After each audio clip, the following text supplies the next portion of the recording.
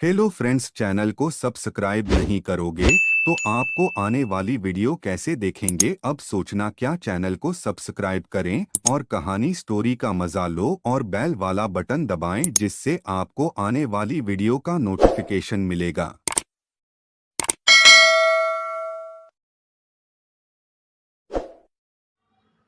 एक लड़की थी बहुत ही खूबसूरत। जितनी वह सुंदर थी उतनी ही ईमानदार। ना किसी से झूठ बोलना, ना किसी से फालतू की बातें करना, बस अपने काम से काम रखना। उसी क्लास में एक लड़का था, वह मन ही मन उससे बहुत प्यार करता था। लड़का अक्सर उसके छोटे मोटे काम कर दिया करता था। बदले में जब लड़की मुस्कुराकर थैंक यू कहती थी तो लड़के की खुशी की सीमा नहीं रहती थी। एक बार की बात है, दोनों लोग साथ साथ घर जा रहे थे, तभी जोरदार बारिश होने लगी। दोनों को एक पेड़ के नीचे रुकना पड़ा। पेड़ बहुत छोटा था। बारिश की बूंदें छन छन कर उससे नीचे आ रही थी। ऐसे में बारिश से बचने के लिए दोनों एक दूसरे के बेहद करीब आ गए। लड़की को इतने करीब पाकर लड़का अपने जज्बातों पर काबू न रख सका। उसके लड़की को प्रपोज कर दिया। लड़की भी मन ही मन उसको चाहती थी, इसलिए वह भी राजी हो गई और इस तरह दोनों का प्यार परवान चढ़ने लगा। एक बार की बात है, लड़की उसे पेड़ के नीचे लड़के का इंतजार कर रही थी। लड़का बहुत देर से आया। उसे देखकर लड़की नाराजगी से बोली, तुम इतनी देर से क्यों आए? मेरी तो जान ही निकल गई थी।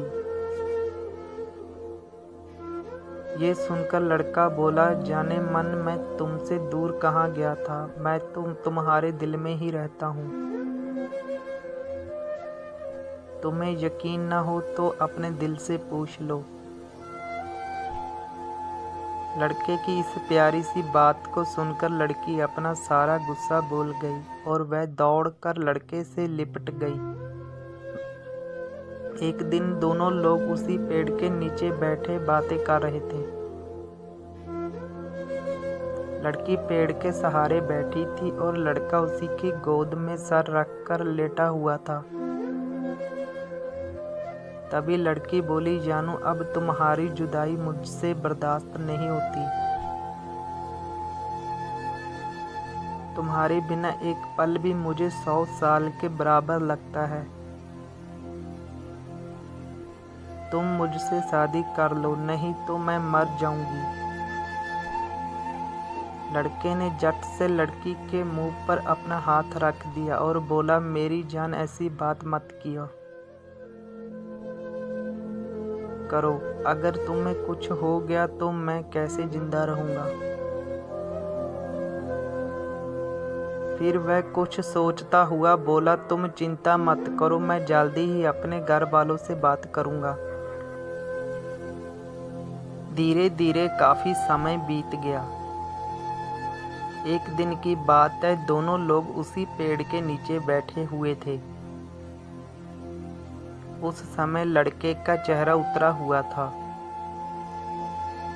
लड़की के पूछने पर वह रुआसा होकर बोला, जान मैंने अपने घर वालों को बहुत समझाया, पर वे हमारी शादी के लिए तैयार नहीं है। उन्हें मेरी शादी कहीं और पक्की कर दी है। ये सुनकर लड़की का कलेजा फट पड़ा। उसका मन हुआ कि वह जोर जोर से रोए, लेकिन उसने अपने जज्बात पर काबू पा लिए और बोली, मैंने तुमसे सच्चा प्यार किया है, मैं तुम्हें कभी भुला नहीं सकती। प्लीज़ मुझे माफ़ कर देना। लड़का धीरे से बोला, वैसे अगर तुम चाहो तो अब से हम एक अच्छे दोस्त रह सकते हैं। लड़की ये सुनकर जोर से रोने लगी। लड़की ने उसे समझाया और फिर दोनों लोग रोते हुए अपने अपने घर चले गए। देखते ही देखते लड़के की शादी का दिन आ गया। लड़के को यकीन था कि उसकी शादी में उसकी दोस्त जरूर आएगी, पर ऐसा नहीं हुआ। हाँ, लड़की का भेजा हुआ एक गिफ्ट पैक उसे जरूर मिला। लड़के ने कांपते हाथों से उसे खोला। उसे देखते ही वह बेहोश हो गया। गिफ्ट पैक में और कुछ नहीं, खून से लथपथ लड़की का दिल रखा हुआ था और साथ ही में थी एक चिट्ठी जिसमें लिखा हुआ था, अरे पागल, अपना दिल तो लेते जा, वरना अपनी पत्नी को क्या देगा।